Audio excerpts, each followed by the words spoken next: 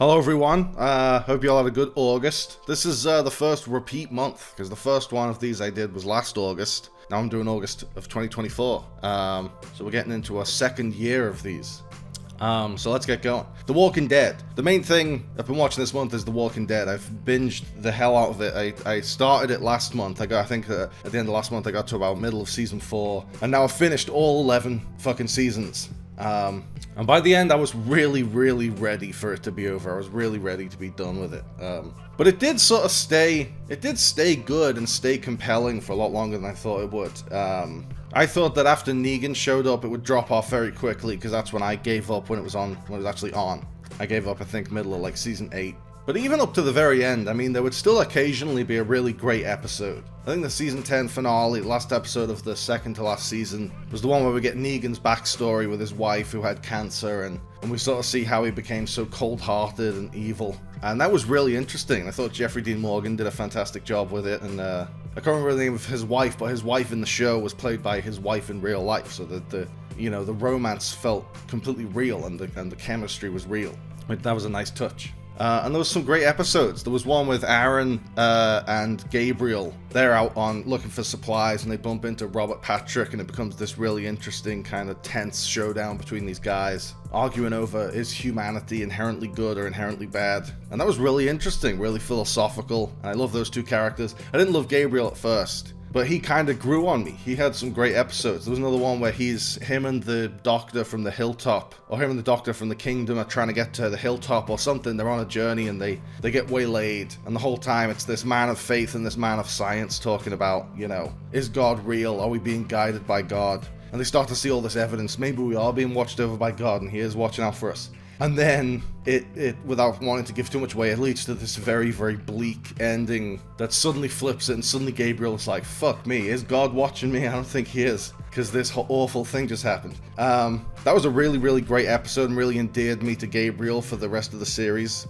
But, once Rick was gone, and Michonne was gone, and for a while Maggie was gone, at a certain point it kind of started feeling like a totally different show, like a Eugene was the main character for a long time. And it's like, come on, man, we can do better than this. And when Michonne, when Rick left and when Michonne left, it all felt very contrived. It felt like, it didn't make sense in the story that Michonne would abandon her kids. So they had to write it, they're trying to write her out. She wants to leave the show. So they had to make it seem like her kids want her to abandon them and go and find Rick, just to set up this spin-off series and get her out of the main cast. It just felt like they were setting up.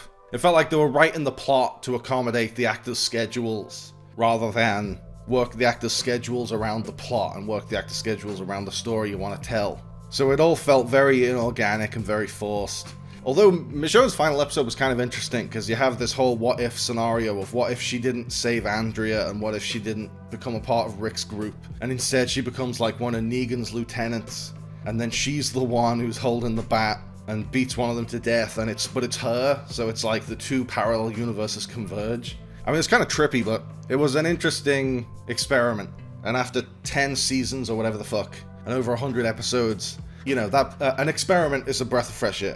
Especially because, I stopped watching it because when Negan showed up and Rick just completely gave up and was just under Negan's thumb and was doing whatever he told him to, it felt like torture porn. It wasn't fun to watch because they just rolled over and let the saviors, like there's a whole episode of Daryl getting tortured, and I don't want to watch that. So when Rick finally was like, we've had enough, we're going to rally all the groups together and we're going to wage war against Negan and the saviors, suddenly I was interested again.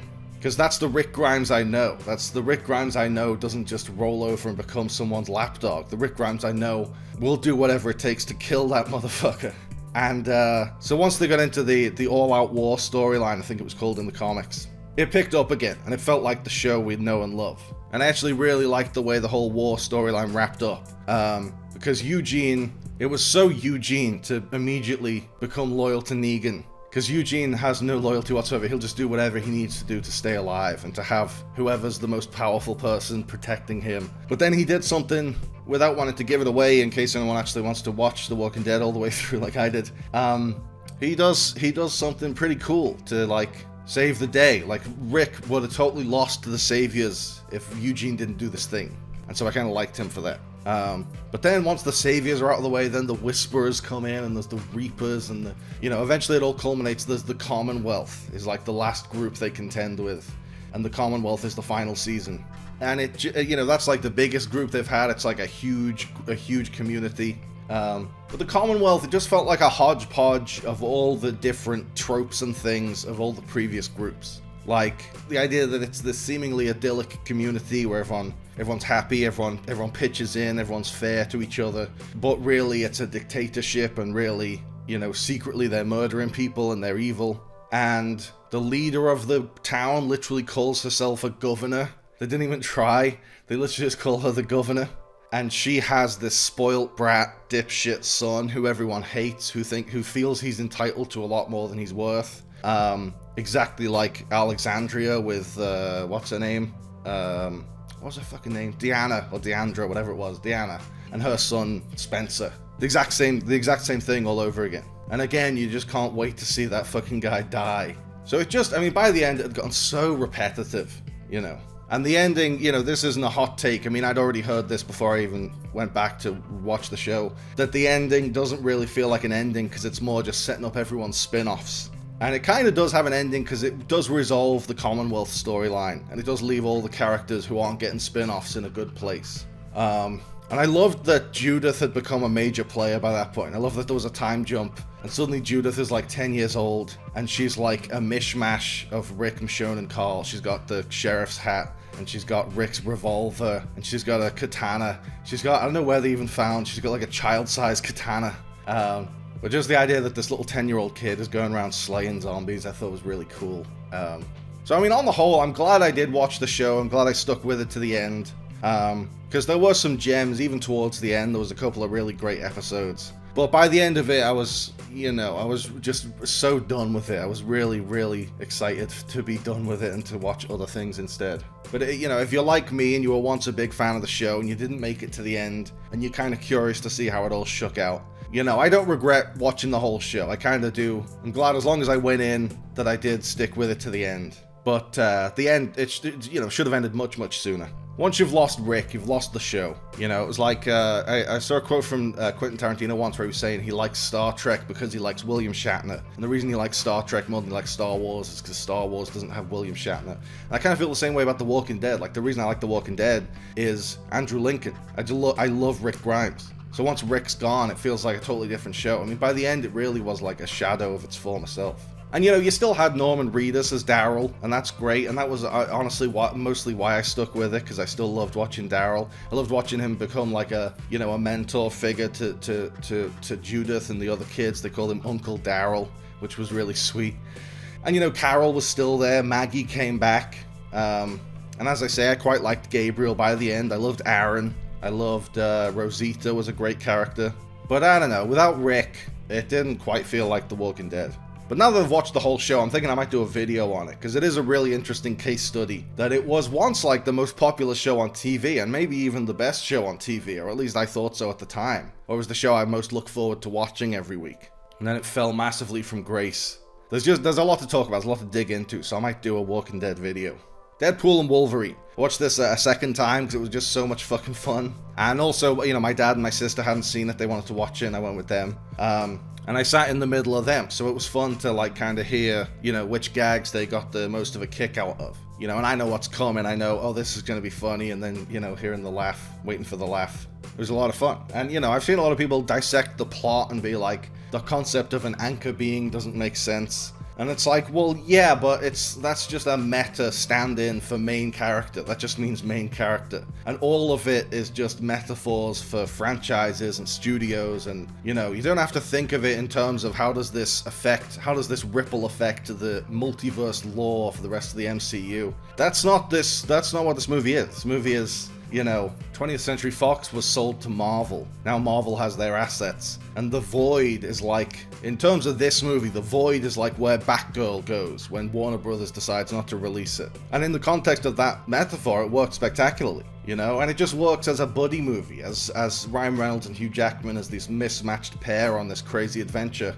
It's so much fucking fun. And that was what Marvel needed right now. It needed a movie that's just a ton of fun. I mean, I thought The Marvels was a lot of fun, you know, but that one didn't set the world on fire quite like this one has. This is like $1 billion, the highest grossing R-rated film of all time. And I love that they leave it open-ended. This isn't necessarily one and done. We're definitely going to see Deadpool again. We'll probably see Hugh Jackman's Wolverine again in Secret Wars, most likely. And I can't wait. Wicked Little Letters. This came out earlier this year, and it's a true story. It was in I think the 1920s or something. So the suffragette movement is just getting going, and the idea of women having some independence is just starting to become a thing. And Olivia Colman and Jessie Buckley play these neighbors, and they were friends, but now they're not friends anymore. They've had a bit of a falling out, and there's been some disagreements. And Olivia Colman starts receiving these letters that are like really profane and really insulting, and it's like, fuck you, you bitch, and all these horrible things. And she eventually reports it to the police, and it's just assumed that it's Jessie Buckley because they've had a disagreement and she has a very foul mouth. But she insists it's not her, and early on she says, like, if I wanted to say this shit to you, I would just say it to your face. I wouldn't put it in a letter and post it to you. And that's completely true. That's a huge hole in the police hypothesis. That why would she write this in a letter? She says shit like this to people every day, right to their face. She would just say it to her face. And so that casts doubt on whether it's her, even though it seems so obvious that it would be her. And it kind of just unfolds in this really interesting, like, who done it, but it's not who done the murder, it's who wrote the horrible sweary letters to Olivia Colman. And, you know, they're great. Olivia Colman and Jessie Buckley are fantastic, and Timothy Spall plays Olivia Colman's dad, and he's great. It was really funny, and it was really engaging, and you know, he actually gets swept up in the investigation of, like, well, if it's not Jessie Buckley, then who could it be? And it kind of, you know, it satirizes what a farce the justice system is, because there's all this evidence exonerating Jessie Buckley, but the judge and the juries have such preconceived notions about her that they ignore the evidence, and they're like, well, no, it has to be her. I don't care what evidence there is, it has to be her. And that's kind of like what a joke the justice system is, because it's still like that today. And it, you know, I watched the trailer around the time it came out, or it would play at the cinema before every film for like 5 films in a row. And the trailers just made it look like, you know, a one-joke comedy, where it's, you know, it's all swearing and it's just profane, and that's what's funny about it, is that they keep saying the F word, and that's wild. You know, so it kind of looked a bit one note, and I think that might have been why it maybe struggled at the box office, because that's what the trailer made it look like. But now it's on Netflix, it's become a huge hit, because people are checking it out, because you don't just have to go out and buy a ticket and sit down. You know, you can just give it a go, and it's so much smarter than the trailer made it look. It's such a smarter film, and a more interesting and engaging film than the trailers made it look. House of the Dragon Season 2. This season ended, and it wasn't, you know, Season 1 ended on such a bombshell, such a huge moment that had me so excited for Season 2. You know, I was kind of hoping for a similar huge twist, because, you know, Season 2 got off to a really great start that started following up on that huge bombshell from Season 1. You know, Allison and Rhaenyra were face to face within like Episode 2 or Episode 3, and I didn't think they'd be in the same room for a long time. And there was all these surprises and all these huge developments. You thought maybe they'd take a while or they wouldn't happen at all, and they, you know, it got off to a really fantastic start, and then it just sort of stagnated for a few weeks. I mean, this season really ran out of steam in its second half. After that big battle scene with Rhaenys and Aegon gets horrifically injured, and after that, this season ran out of steam quickly and was just sort of like going through the motions for the rest of this episodes, which really blows, because we had to wait 2 fucking years for this. It might just be that Fire and Blood, I think is the name of the book it's based on.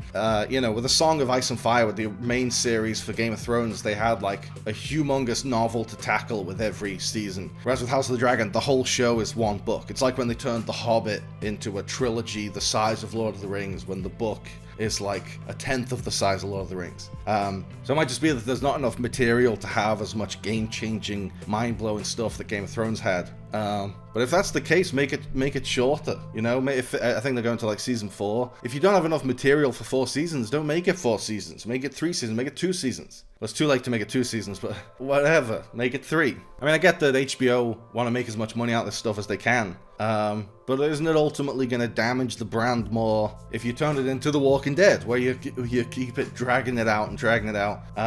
You know, I don't know. I hope that they listen to the complaints about Season 2 when they're writing Season 3 and like get to the point a bit faster. Because at the end of Season 2, we're basically at the same place we are at the end of Season 1, you know. The end of season 1 is like, oh shit, there's gonna be a huge war between the black team and the green team. And the end of season 2 is like, oh shit, there's gonna be a huge war between the greens and the blacks. And it's, it's like, well, when's the fucking war gonna happen? So, I don't know. There's like a montage at the end of season 2 with all this setup of things, and so maybe that'll lead to some interesting storylines in season 3. But I don't know, it felt like it had the opposite problem to the last couple of seasons of Game of Thrones. But the last couple of seasons of Game of Thrones, they could have done with more episodes, because they had more story to get through, and they had to like race from point A to point B, because they're doing like 5 episodes in a whole season. This is the opposite. This is like 8 episodes where you could have done it in 5. But whatever, they still have my interest. I'll still watch season 3. I just hope that they pick up steam a bit more in season 3. Elektra. After seeing Jennifer Garner back as Elektra in Deadpool and Wolverine, I thought, hey, I've not seen that Elektra film since I was a kid, since it came out, and it's on Disney Plus. I'll give it a watch. She was great in that role in Deadpool and Wolverine. Maybe she was great in her movie, and I didn't realize it at the time. And the reason I didn't remember much about it was because it's forgettable. It does suck, and it's not her fault at all. She's great, and the character's great. An Elektra, like a true Elektra movie, should be like a badass martial arts film. It should be like Enter the Dragon or The Raid, where like the Hand are coming after her and she's kicking their asses. But no, that's not what this isn't even a generic superhero movie. There's like very few comic booky elements to it. It's like a generic action film with a generic storyline. She's got to protect this kid. How many times have we seen that before? So yeah, Deadpool and Wolverine, as much as I love it, it did trick me into feeling nostalgic for a movie that I'd forgotten about because it's forgettable and shit. And then made me watch it again and realize, oh yeah, it's a piece of shit. The Boys Season 4. My friend Harry was round and he'd seen like the first half of The Boys Season 4 and not the second half. And so we kind of, we ordered some pizza and with the pizza we put on like the next episode that he hadn't seen. And then from there we kind of just kept going till the end of the season. And that was where it all went off the rails. That was when there's the scene at the party with Tech Knight right after Huey's lost his dad. He's in Tech Knight's sex dungeon Batcave. Getting like tortured essentially, and it's supposed to be funny, but it's not. It's disturbing. So it's interesting to go back on that and look at that with fresh eyes, and look at some of the scenes with Jeffrey Dean Morgan. And I'm looking at it, and I'm looking at them now, where he's like, Butcher's talking to him, he's sitting on a park bench, and people are staring at them. And people are like giving them weird looks whenever Butcher like turns and talks to Jeffrey Dean Morgan. It seems obvious now going back that like he was never there. He was a figment of his imagination the whole time. But I think they'd done the misdirect really well, because he has Becca, and it's made clear that she is a figment of his imagination. And the twist reveal where Jeffrey Dean Morgan talks to Becca, and Butcher's like, wait, you can see her? And it all comes together. They actually pulled that off really well. That's how you know a good twist, when you go back and it should have been obvious, but it wasn't. They managed to hide it really well, and the reveal really, really landed. And the finale's great. I mean, they've set up sort of the President Homelander storyline for season 5, and the boys all being captured. The funny thing being that Butcher's the one who gets away. Everyone else gets captured, but Butcher, who's the one who fucked it all up anyway by killing Victoria Newman, he's the one who gets off scot-free and gets to escape. So it will be very interesting to see where that goes in season 5. And that's I'm glad that is ending with season 5, because that's running out of steam too. But unlike House of the Dragon, where they're like, we're only halfway there, with the boys, they're like, yeah, we're running out of steam, we're gonna end it next season. So now they just have to stick the landing. Pineapple Express. After we watched The Boys, me and Harry stuck on Pineapple Express to lighten the mood a bit, I guess. And it's so fucking funny. I mean, this movie I watched religiously as a kid because, back when streaming wasn't a thing, you had to like buy films on iTunes and watch them on your iPod Touch, back in those days, before your phone was your iPod. And an iPod with like 8 gigabytes of memory, you could fit like 3 films on there. And so I would buy 3 films and watch those films over and over and over again. And Pineapple Express was one of them. So I kind of know that film line by line, but I hadn't seen it in a while. And so it's nice, you come back, something you're so familiar with, but like with fresh eyes. And, it's so, like, as much as I don't want to praise James Franco because it's become so obvious now he's a total creep, he's fantastic in this movie. And, I read somewhere that, like, when Seth Rogen was writing it, he's thinking, I'll play the wacky, off-the-wall drug dealer, and we'll just get some standard, straightforward leading man type to play Dale, the main guy, the process servant. but I think it was like Franco read the script and wanted to play the dealer, so then Seth Rogen ends up playing Dale. And it kind of works perfectly that way, because he's a great straight man, Seth Rogen. And James Franco, you know, you can't imagine anyone else playing that part now. You can't even imagine Seth Rogen, who is stoned all the time, playing this character who is stoned all the time as effectively as Franco does in this film. You know, you watch it, it's almost like you know that guy. Like when you watch Dazed and Confused and you see Matthew McConaughey's character and you're like, oh shit, I've met that guy. You kind of get that with the James Franco character in Pineapple Express. And it's really well shot too. It's directed by David Gordon Green, who now is known as the guy who fucked up Halloween and The Exorcist. But back then was known as like the, you know, this great indie director. And that was like his first sort of big studio gig. And it's the way it's shot is phenomenal. The way it's edited, the scene transitions, and just the way it all comes together. The costume design, like the idea that James Franco's in his pajamas for the whole film, and Seth Rogen's in this beige suit the whole time. You know, that's kind of what makes it what makes it the ultimate, I guess, stoner movie is that it's made by Seth Rogen and Evan Goldberg, who are like two of the world's most famous stoners, I guess. But, I mean, part of it is just like, unlike Dude, Where's My Car, or the Cheech and Chong films, the filmmaking is actually really good. You know, it's not just like good for a stoner movie, it's just a good movie. Deadpool. After Deadpool and Wolverine, I kind of had Deadpool fever.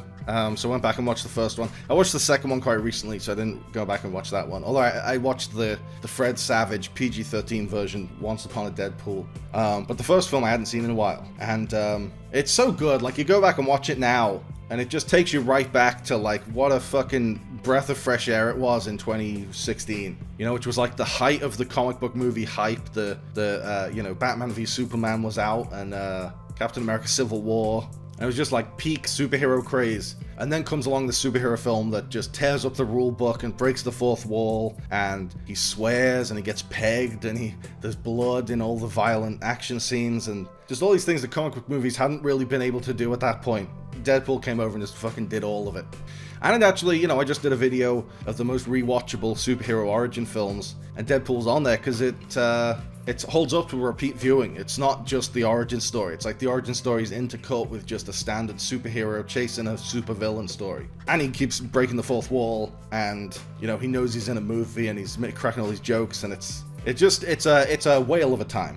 Kingdom of the Planet of the Apes. This, I was away when this came out in cinemas, so I missed it in cinemas. And now I'm kind of glad I did, because it came to Disney Plus and I watched it, and I was pretty underwhelmed by it. I think I would have been more underwhelmed, you know, at least when I'm at home. I have other distractions for when a film isn't that exciting, but in the cinema you don't have that. I mean, it's not a bad movie. I don't mean to badmouth it, because if you're a Planet of the Apes super fan, this is probably right up your alley. And it sort of brings, you know, the previous trilogy. I didn't even really love that last trilogy, even though it's considered generally to be one of the best trilogies of all time, the sort of prequel trilogy. Because it was just depressing. I mean, that last one with Woody Harrelson, where he's like Colonel Kurtz, and he's like got like a concentration camp for apes. That's literally like Schindler's List with CGI apes. It's like, didn't these films used to be fun? We're just watching them get beaten and tortured and have their spirits broken. You know, with Kingdom of the Planet of the Apes, they do at least bring back some of the fun. And it's now we're like hundreds of years past the Caesar storyline, and now it is fully the Planet of the Apes. Humans have regressed to a feral state, and you know, the apes it's gotten very territorial with the apes. There's like an ape dictator, and there's like the ape resistance that want to take down the ape dictator. I think I'm just burned out on these apes. I mean, how many times do I have to sit through the same shit over and over again? And I'm being a bit hypocritical, because you could say that about any franchise. Like, I'll go and watch the 38th Marvel film, and we go, oh my god, it was amazing. And it's like, well, how's that any different from watching the 17th Apes film? But I guess I've just never been a huge Planet of the Apes guy, and it's finally catching up with me. And, you know, part of it, they're trying to set up a new trilogy. They're not going, let's just make the best damn Apes film we can, and we'll see where it goes from there. This is like, let's make part one. And I'm just, at this point, I'm kind of sick of watching part ones. It's like, can't you just make a fucking film and tell a story? You have to tell the first part of a larger narrative, you know. I mean, at this point, I'd rather they just remake the first one than, you know, keep trying to reinvent the wheel. Because that was the most interesting story, was the first one. And now that, you know, the cat's out of the bag, twist-wise, you know, the whole thing is, the whole shocking thing with the first one was it's Earth the whole time. And now we know it's Earth. Well, that might be an interesting thing to do. You know, you put a new spin on it as remake Planet of the Apes, but we know it's Earth, but the astronauts don't know it's Earth. I don't know.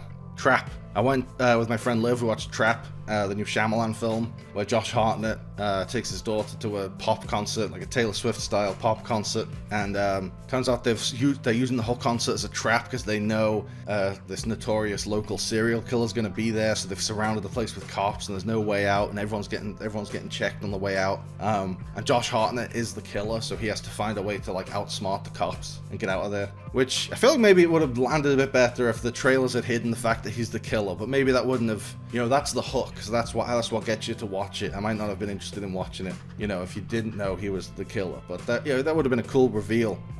It does do this interesting thing where, where with movies, the person you're following, you end up rooting for them. Like even someone despicable, you watch Taxi Driver, you end up rooting for Travis Bickle just because he's the guy we're following. We see him go home, we see him go to work, we see him going through his daily life. So we end up kind of identifying with him just because he's the guy we're watching. And the same thing happens with Trap. It's like, in real life, you wouldn't want a serial killer to get away. You'd want the police to catch them because he's the guy we're watching. It kind of tricks you into like rooting for him to get away. But ultimately, I mean, the movie worked because everyone in the cinema had a great time. Me and Liv had a great time. But it worked better as a comedy than a thriller. Like everyone was laughing through the whole thing, and I don't even know if that was intentional. Because I feel like Shyamalan does often imbue his thrillers with like a dark sense of humor. The Visit had a great sense of humor. Split was kind of funny at parts, and it was refreshing to see him make one of those after like took itself so seriously, and it's such a goofy premise. So it was great to see him go back to being like aware that his movies are ridiculous, but I don't even know if that was the case. Was it supposed to be funny? I don't know, but it was, and people in the audience were laughing their asses off the whole time.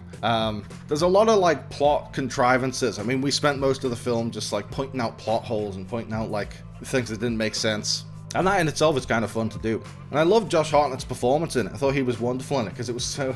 He's like a serial killer who's, this cold-hearted psychopath who's trying to be outwardly a nice, affable, normal guy. And he did such a great job of showing this guy who is a psycho killer, like, pretending to be normal. Like, he'll bump into one of the other parents from the PTA and they're having a bit of chit-chat. And you can see behind his eyes, he just wants to murder this woman, but he's like putting on the facade of niceness and kind of like, it was kind of this interesting deconstruction of like how we interact in society, in polite society.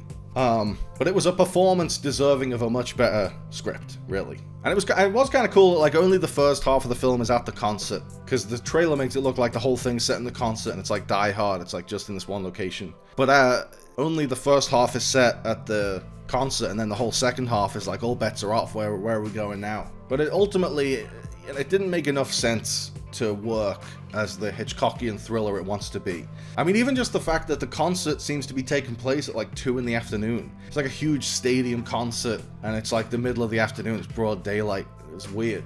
And those kinds of like fridge logic things, distract you from the story and take you out of the movie and But I don't know, I can't say I didn't enjoy it. I did really enjoy it. But I enjoyed it more as a comedy than as a thriller. It does have a great stinger at the end. It has like, you've got the final twist, and then the cut to black, and then the end credits start to roll. And then there's like another scene that calls back to a scene from earlier in the film, and it's, it kind of ties everything together. And it's so funny. It's like the perfect punchline to the movie. But like, it's like a funnier ending and a funnier punchline of the film than most comedies have. But this wasn't supposed to be a comedy, it was supposed to be like a psychological thriller. So I don't know. It was weird, but I liked it. Hot Fuzz. I must have seen Hot Fuzz, 10,000 times, if not more. But I still can't get enough of it. Like, even though the jokes are coming, the punchlines are coming, it's like the way they're delivered or the way the movie is edited or, the way Edgar Wright shoots things and edits things together. It's like, does it so much better than you imagine in your head. Like, in your head, you're like, okay, this punchline's coming. But then the way Simon Pegg delivers it or the way Nick Frost delivers it or, oh yeah, then this is setting up that smash cut to this thing. Just the way the movie does it is better than you imagine in your head, even though you know how it goes. So I still get a kick out of it, even though I've seen it a million times. I know it word for word. And I was inspired to give it a rewatch because I did my every Edgar Wright movie ranked video and put Hot Fuzz at the top. And traditionally, I've always considered Shaun of the Dead to be his finest film. Just because it's, when it comes to comedy, the shorter the better, An 80-minute comedy is just bound to be a lot tighter than like a 2-hour comedy.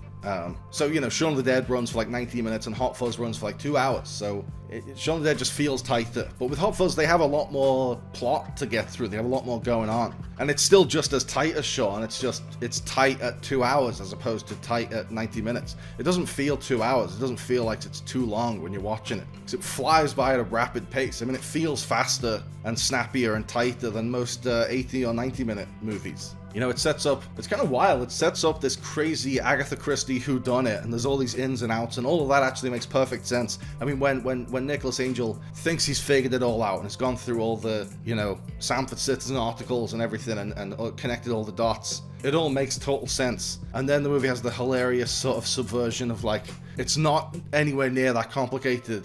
They just kill anyone who will jeopardize their Village of the Year status. You know, but for that subversion to land, all the Agatha Christie stuff has to make sense, and it does. It all totally adds up. And, you know, Simon Pegg and Nick Frost, I could watch all day. I wish they would do more movies together, because it felt like back then you had Shaun of the Dead and Hot Fuzz and The World's End. Even between Hot Fuzz and The World's End, you had Paul, and they play Thompson and Thompson in Tintin.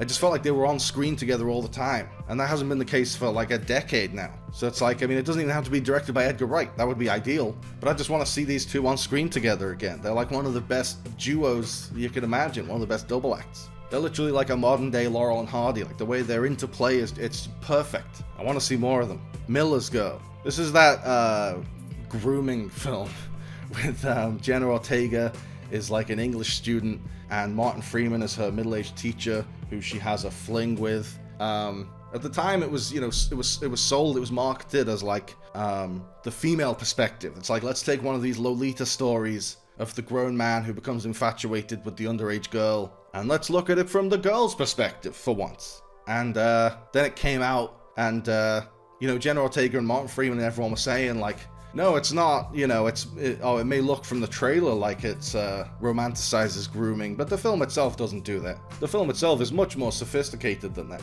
And then it came out and all the reviews were like, no, it's just like the remake of Lolita, the Jeremy Irons version of Lolita. It's like, it does just kind of romanticize grooming and endorse it, you know. There's the whole notion that, like, depiction doesn't equal endorsement, but in this case, it kind of feels like an endorsement because there's not much, you know, it wants to be empowering to the Jenna Ortega character, and it's just not. And it's also not even wholly from her perspective. It's as much from Martin Freeman's perspective, maybe even more.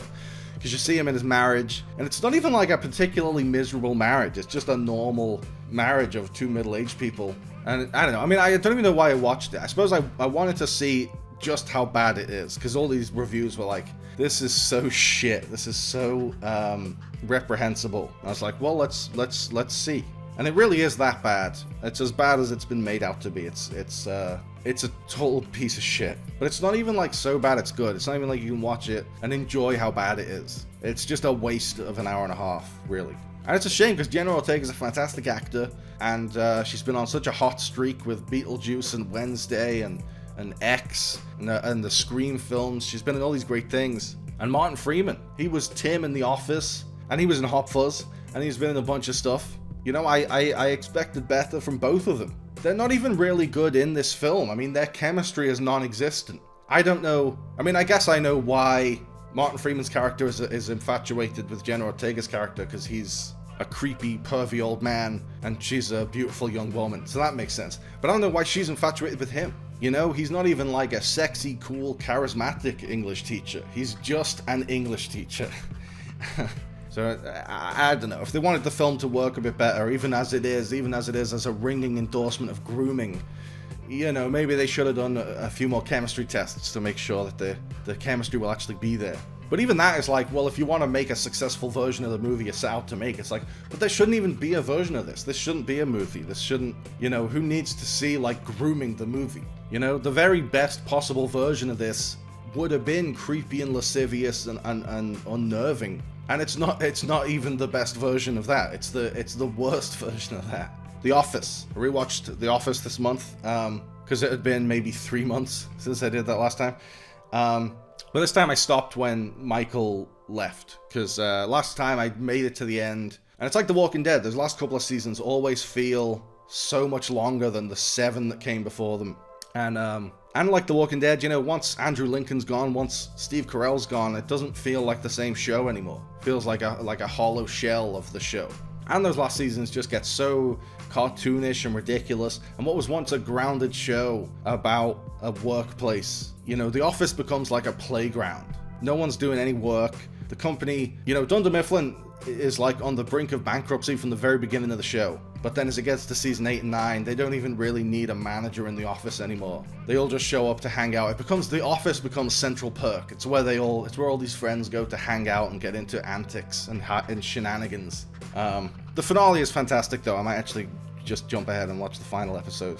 Alien Romulus. This was fucking great, honestly. I thought it was the best Alien movie since Aliens. I mean, I did a review of it, so if I don't need to go into it. If you want to really know what I thought of Alien Romulus, you can watch the review. But I loved the way it's like, for the first sort of 3/4 of the film, it's like, okay, it's a very, very well-made sci-fi horror film. The production design is fantastic. It kind of like recreates the grimy, used future look of the Ridley Scott original, and the practical look that they're on practical sets, and the xenomorphs are people in costumes and all this stuff. And it's very atmospheric and claustrophobic, and it's a really well-done Alien film. And then, Kaylee Spaney and that make it back to the escape pod, and they're about to leave, and the film seems to be wrapping up, and you're like, okay, it's been a pretty good Alien film. You know, I've gotten my money's worth. And then, it's not over. In that final quarter of the film, suddenly you realize, oh, we're just getting going. Strap in. And, I won't spoil what happens, but there's some crazy shit that happens during the escape as they're trying to get away. And that's when it goes from good to great. And it's been interesting because I've seen some of the reviews say the opposite. They've either said, okay, it's really good up until this thing happens in the third act, and then it goes to great, and then it becomes so much scarier and so much better of a movie. Or I've seen them say, yeah, it's really good up until the final third act, and then it goes off the rails. That's when it goes to shit. And so that's been interesting to see, that it's been so polarizing. But I'm in the camp that finale was fucking phenomenal. It's shit scary and just so well done. And it's like nightmare fuel. Like, that shit will keep you up at night. You know, the smile is seared into my mind. I can't get that smile out of my head. I thought it was great. Bravo, Fede Alvarez. And I hope this means, it's been a big hit at the box office. I'm hoping this means more Alien movies, and it means more Alien movies from him, because he knocked it out of the park with this one. And this wasn't, Kingdom of the Planet of the Apes. That wasn't, let's do part 1 and tease this crazy thing that's going to happen in part 2. It's like, fuck it, let's do the crazy thing in this one. And then in part 2, we'll have to find a way to top it. That's the filmmaking I like. Not the, let's play it safe for part 1, and then we'll do part 2 and part 3. This is like, let's just throw everything at the wall in this one, because who knows if we'll get to make another one. And we want people to, get their money's worth in this one. I thought it was great. Jackpot. This came on Prime Video. It's sort of like a comedic version of The Purge in like a dystopian near future Los Angeles where Awkwafina wins the lottery, and the lottery winner, like everyone with a losing lottery ticket, can legally murder the winner for her winnings before the strike of midnight or whatever. And John Cena plays this like freelance lottery bodyguard who like will keep her safe until midnight in exchange for like a percentage of her winnings. Directed by Paul Feig, who did Bridesmaids. I loved this movie. I didn't know what to expect from it. I thought I'd just stick it on, see if it was worth a damn. And it was so fucking funny. Like, I laughed out loud so many times in this film. I mean, I love Awkwafina, and I love John Cena. I just realized their names rhyme. They could have done something with that in the marketing. And they're fantastic in this. Like, and John Cena especially, because I just love him in comedies. I mean, I loved him in Ricky Stenicki.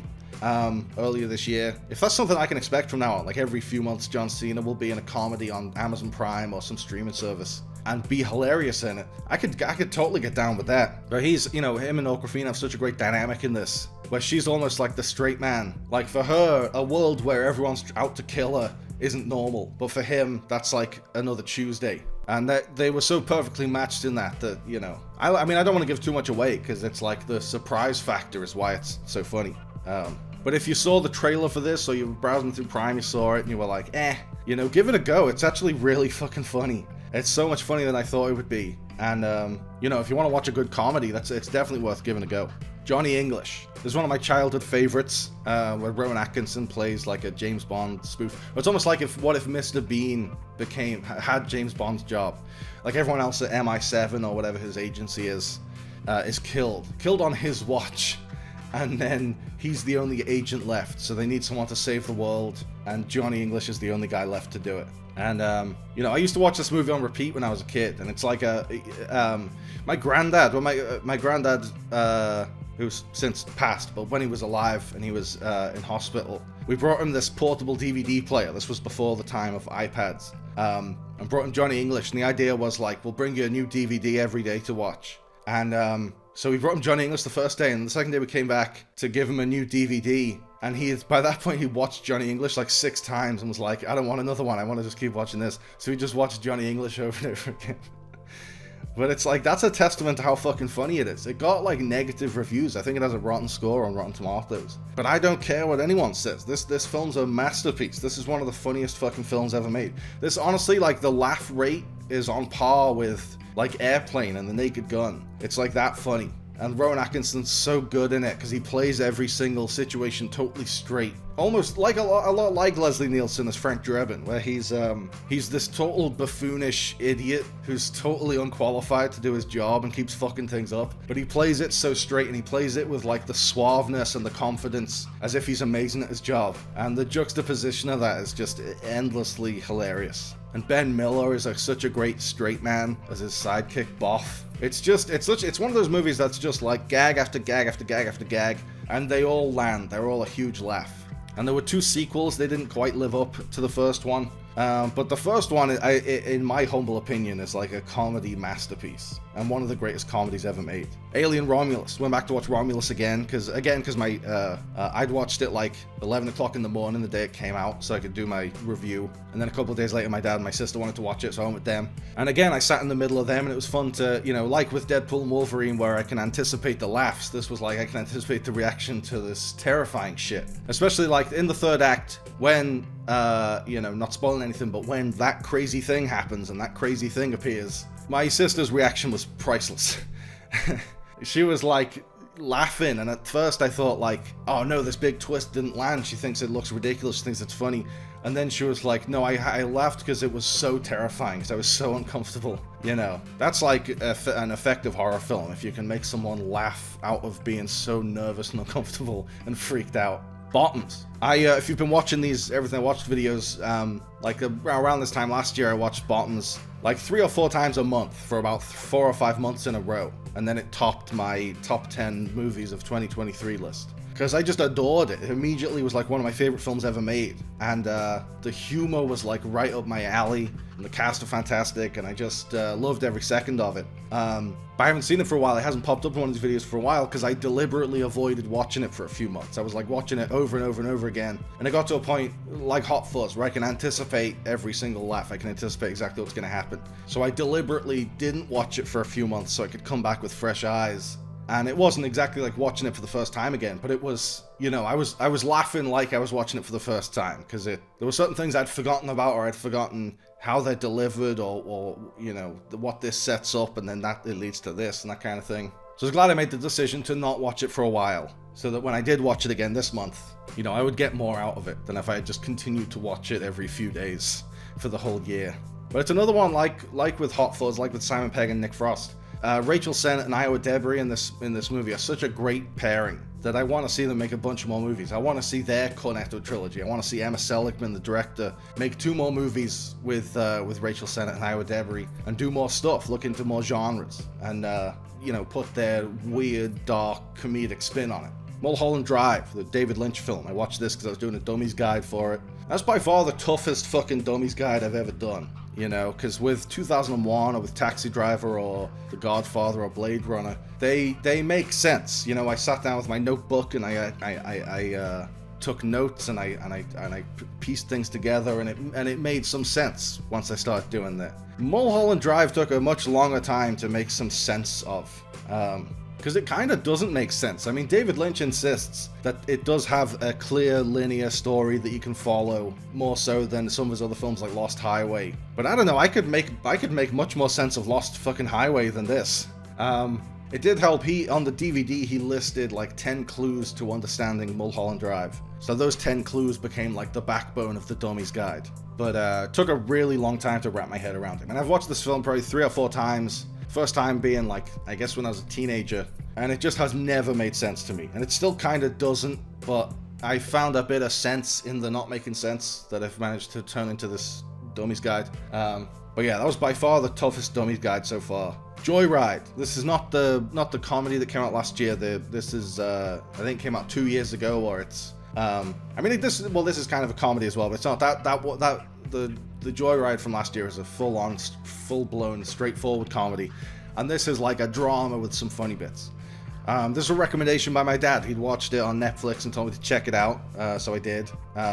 Where Olivia Colman is this, alcoholic woman, and she's got a baby, and she can't take care of the baby, so she's gonna just dump the baby on her sister's doorstep. And then as she's getting in a taxi to take the baby to her sister, this boy who, his mom just died of cancer, and they had a benefit to raise money for like the hospital that treated her or something like that, or the charity that helped her. And then the boy sees his dad, who's this just deadbeat scumbag arsehole who owes a lot of money around town. He sees him stealing the cash that they've raised, and he's going to use it to pay off his creditors. So the boy grabs the money, runs off, and as his dad's chasing him, he jumps in this cab and drives off in the cab. Even though he's like 10 years old, he just gets in the cab and drives away. And then he realizes he's got a passed out Olivia Colman, who he recognizes from the pub where he works, and a baby.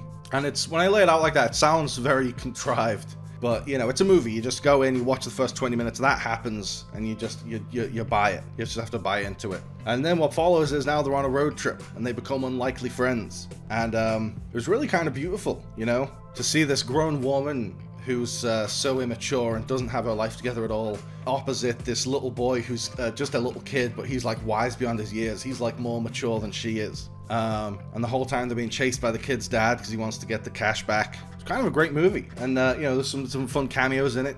Jerry from Dairy Girls, Tommy Tiernan was in it in a small role. It's always a delight to see him pop up in something. I really enjoyed it. I got really emotionally involved, in this blossoming friendship, this very unlikely friendship. And in the chase, like you want the kid to get the money into the right hands. You don't want his dad to end up with it. It had some really sad junctions as well, it had some really funny moments, but there was some kind of really sad moments, and it was a nice balance of the two.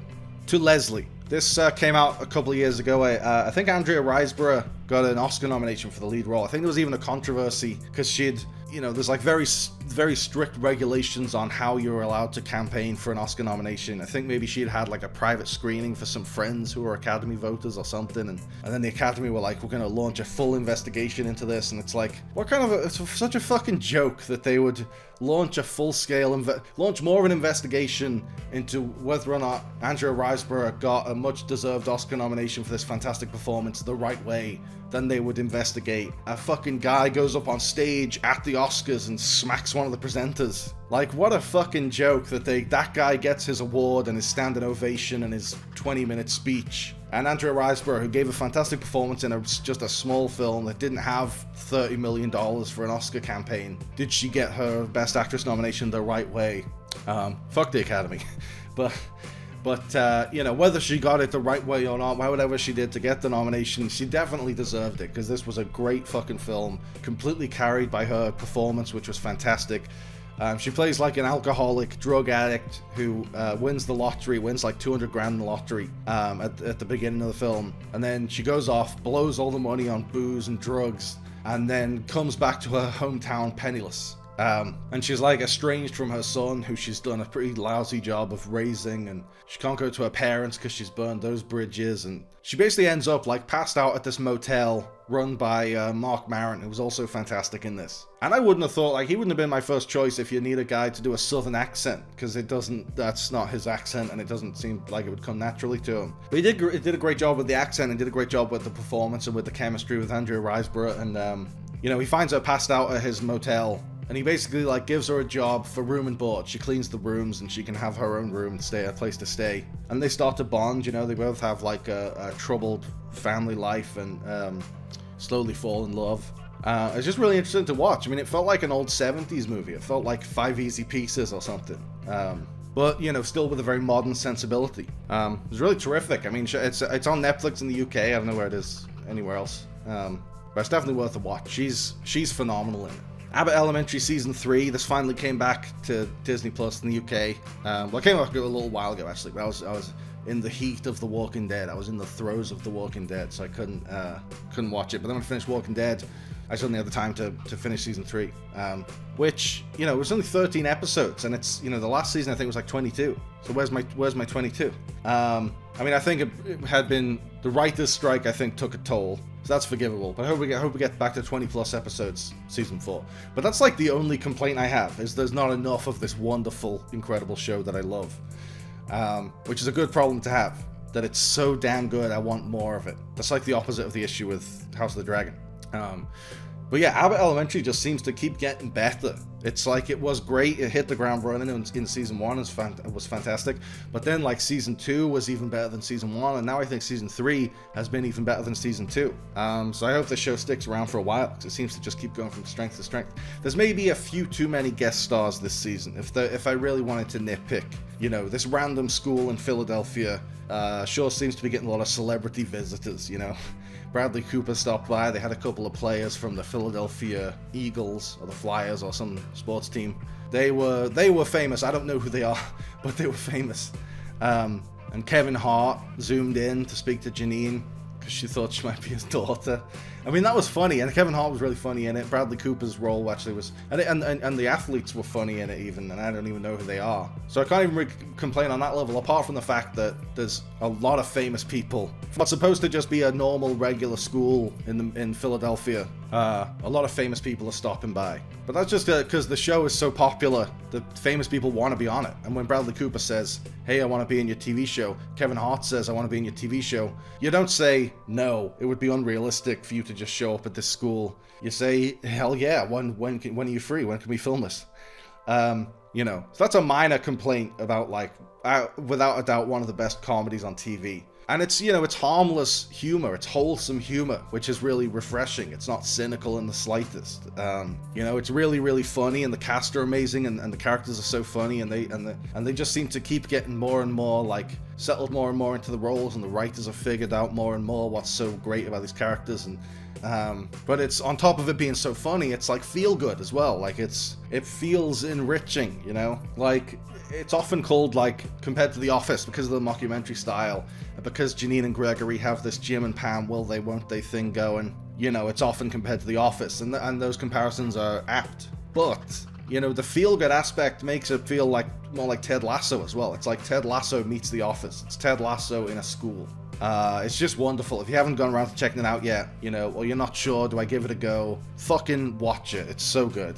Lost in Translation. The next director ranking I'm doing is Sofia Coppola. I'm going to do every Sofia Coppola movie ranked. And, you know, going back through her filmography and kind of like my thoughts on her films, reminded me how great Lost in Translation was and how much I loved it, but I haven't seen it in years. I haven't seen it in a long time. So I rewatched it, and it's just wonderful. I mean, you know, I'll give my thoughts. My full capsule review will be in the video when I do her films ranked. But it's just fantastic, you know. Scarlett Johansson and Bill Murray are so much fun to watch, and they have such great chemistry as you know, it's another one that's about like an unlikely friendship. Like, there's this movie star who's there in Japan filming a whiskey advert, and Scarlett Johansson is there with her husband who's off doing he's a photographer, he's off taking pictures all day, and they're both lonely, they're both, you know, out of their comfort zone, and they like find this weird kinship with each other, and it's really beautiful to watch. The Walking Dead, The Ones Who Live. After finishing The Walking Dead, even though I was so glad for it to be over, it wasn't really over because there's all the spin-offs. So yeah, The Walking Dead, The Ones Who Live, that's the Rick and Michonne show, where Rick, after he, again, with the convenience that the writers, it was more about getting Andrew Lincoln away and off the main cast more than that's the natural next step for Rick's story. For years and years now, he's been basically a slave to the CRM, the Civic Republic Military, I think.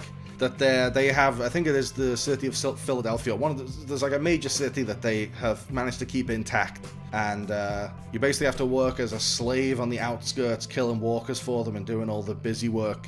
to make sure everyone in the city can live in a utopia. And the idea is if you put in your time, you put in your hours, eventually you get to live in the city. But he's been there like 8 years, and he's still on the outskirts killing walkers. And he's tried to escape so many times. He cut off his own hand because they chained his wrist, and they caught him within seconds. So he completely wasted his hand. But then Michonne, who had set out to find him in The Walking Dead, now she finds him, and it kind of was set up as this love story of these two people who, like, all these forces are trying to keep them apart, and they just want to be together and get back to their kids. And, once it gets going and it gets into that story, it actually worked really well, and I actually really enjoyed it. Andrew Lincoln and forgive my horrific pronunciation, I want to say it's Danielle Greaves, or who plays Michonne.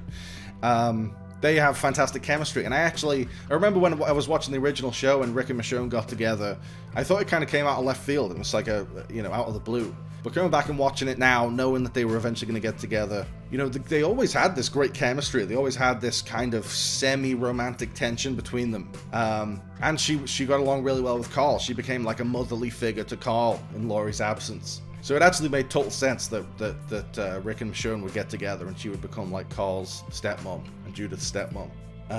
So I love that there was this whole series dedicated just to their romance and to them getting their love story and bringing them back together. It wasn't quite as great as The Walking Dead at its absolute best. There was it certainly had flaws and some pacing issues.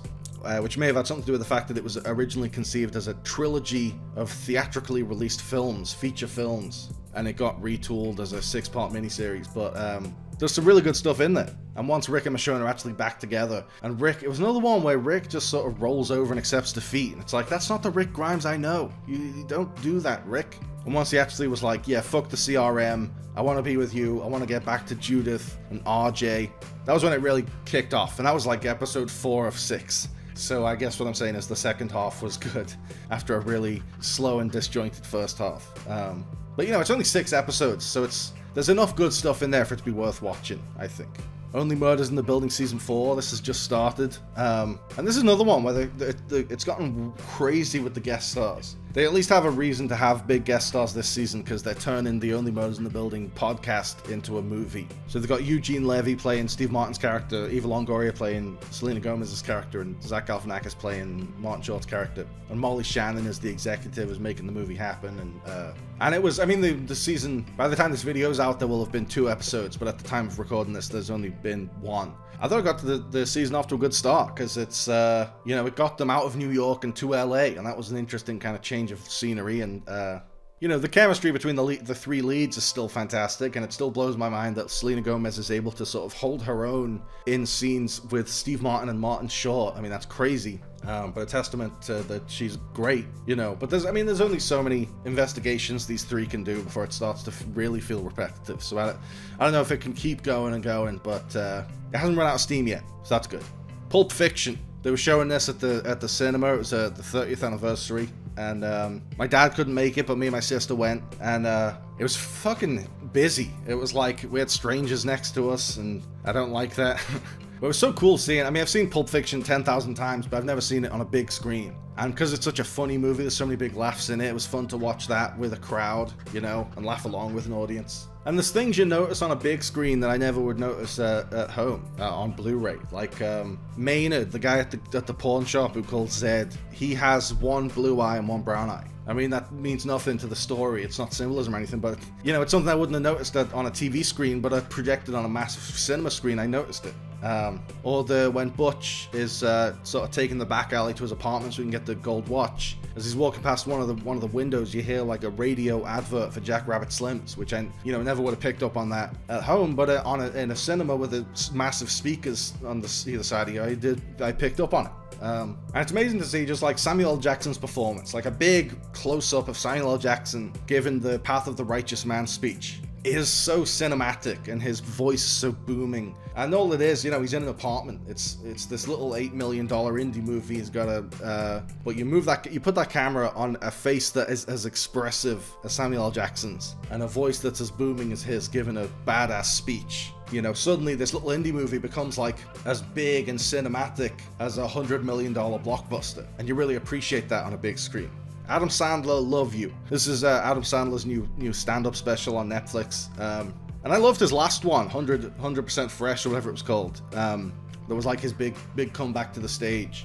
And I felt like in this one, his set wasn't as tight as the last one. You know, there's a lot of bits that drag on that don't really have much of a point and don't really go anywhere. You know, it felt more like he was working stuff out than he was presenting a polished set he's been working on for a year. But, you know, there's still some really funny stuff in there. I mean, I laughed a lot, and it was really, really well directed by Josh Safdie. Like, the opening of it was this really surreal... It's like him arriving at the venue and talking to fans and things, but it's like these scripted scenarios, but it's got Safdie written all over it. It's like these really weird, like, surreal scenarios. And that's before he's even taken the stage. But then, you know, I thought that Safdie did a really good job of capturing, like, the live atmosphere, the atmosphere of live comedy, which you don't really get. You know, most specials, they shoot them like it's like they're recording an album, like they want to just get the clearest version possible, and you don't feel the audience there as much. You know, you're just getting the jokes, and that's fine. But this was an interesting experiment too, to kind of like incorporate the audience, and you know, it made you feel like you're sitting in this live audience. You're not sitting at home watching a taped version on Netflix. It feels like you're actually there. Another thing this special did that his last special did really well was, like, it brought me to tears. Like, it's in the last special, he brought me to tears because he did this tribute to Chris Farley. It's like a song about Chris Farley, about how much he misses him and how much he meant to him and how much he's meant to everyone and what he contributed to the world of comedy. And that made me cry, and I still watch it sometimes, just stick it on YouTube, and it always makes me cry. But it's so beautiful. And in this one, he did the same thing around the same point in the set, like the climax of the set. He did this song that was like a tribute to all comedy in general, and to all the great comedians that came before. Basically saying, like, thanks for all the laughs. And you see all these great clips of comedians and talk shows and comedy films and sitcoms and just all these really funny people who have made so many people laugh over the years, you know, and he's singing about how much that's meant to everyone and what comedy can do, and that was beautiful, and that brought me to tears. So I guess that's like the Sandman's thing now. He's going to make a comedy special every couple of years, and there will be a song at the end that makes you cry, you know. But that's kind of cool. I find it really cool when a comedian isn't just out for the laughs. They can also, like, go to a really emotional place, like Patton Oswalt when he was talking about losing his wife. Hannah Gadsby is a great example of that, where she can go from making you laugh hysterically to, like, really hitting you emotionally. And a comedy purist like Jerry Seinfeld would say, you're not supposed to do that. You're a comedian. You're supposed to make people laugh. You're not supposed to go up there and make people cry. But I find it really cool when they are able to do that, you know? And then they bring it back and make you laugh. That's like a magic trick. How Stella got her groove back. I was watching Broe Deschanel's video about The Idea of You, the Anne Hathaway film, and she brought up how Stella got her groove back as like another entry in that genre. As like, she described it as like a 90s version of The Idea of You with Angela Bassett in the lead role. And as soon as she described that, I'm like, I gotta fucking watch this. I'd never even heard of it, but it's like, I love Angela Bassett, and it's on Disney Plus. So I watched it, and I really enjoyed it. I mean, her performance is fantastic, and Taye Diggs as her much younger love interest was great.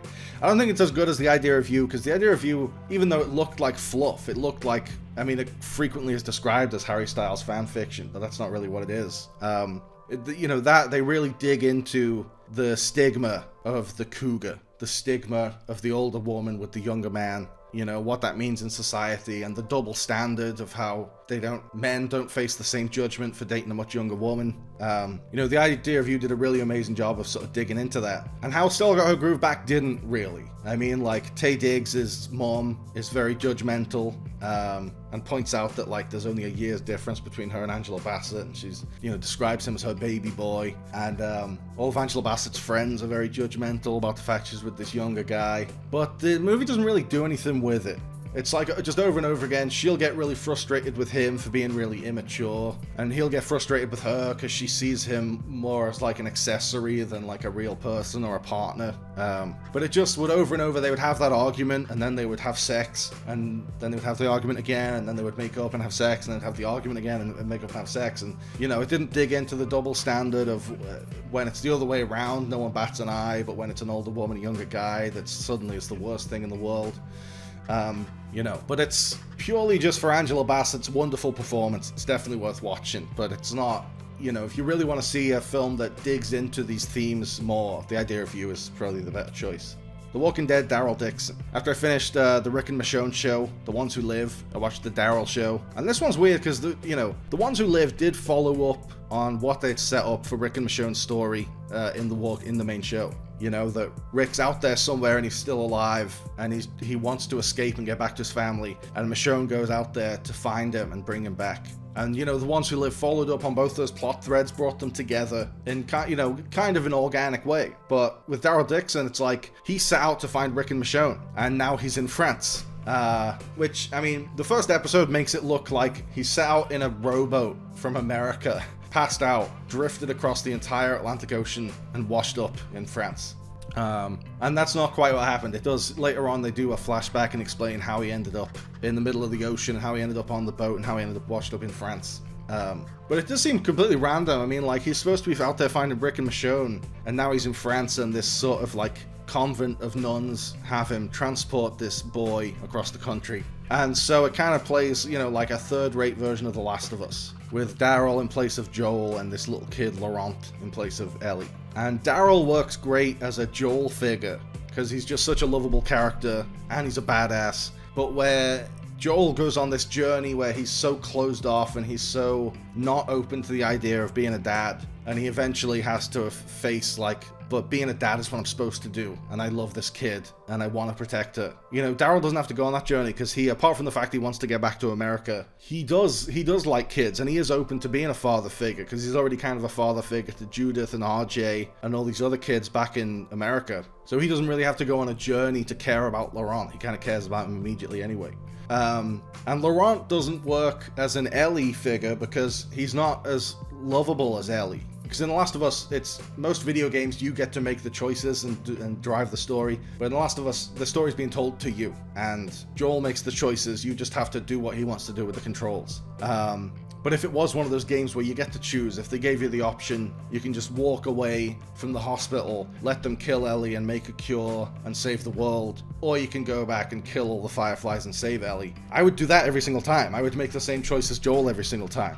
Because by the time you've been on that journey, you've come to love Ellie so much. Ellie is Oliver's daughter. And we've come to care so much about her, I couldn't bear to let them kill her, and even if it would save the world. Because Ellie's so lovable. But Laurent isn't that lovable. He's just a kind of a shit kid. And I didn't care that much about him by the end. It didn't bother me that Daryl was going to leave him and go back to America. Because fuck him. Fuck Laurent. And it takes so many detours, they're trying to tell this story of Daryl protecting this kid and the bond he has with this kid, but there's so many flashbacks and things. There's really only 2.5 episodes out of the 6 that are really dedicated to Daryl and this boy, so you just don't have enough time to connect with them and give a shit about them. I'll probably watch season 2 because I'm intrigued by the idea that Carol is going to fly out to France and meet him there. And I love Carol and Daryl as a pairing, as a character pairing. But this was a bit of a letdown. I actually would have preferred if you made rather than do 6 episodes of The Ones Who Live and 6 episodes of Daryl Dixon, do 12 episodes of The Ones Who Live, expand on that storyline a bit more, and have Daryl find Rick and Michonne while they're trying to escape, and make it have the 3 of them against the CRM.